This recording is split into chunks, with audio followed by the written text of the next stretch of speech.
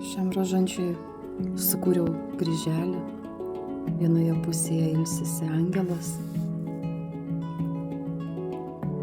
o kitoje pusėje širdis, pagamintas iš bronzos, raudonos, puikiai atrodo.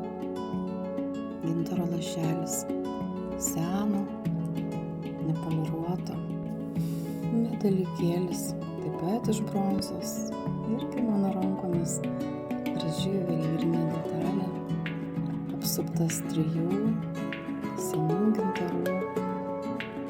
Šis rožančius visai nedidelis, mažiausias iš mano sukurtų, gana smulkus, bet ypatingai puošnus, jaukus. Norisi turėti, norisi nešioti, kad malda būtų kuo arčiau širdies. Gera sukurti, gera jum rodyti, gera džiaugtis. Tame ir yra visa gyvenimo prasmė. Dalintis.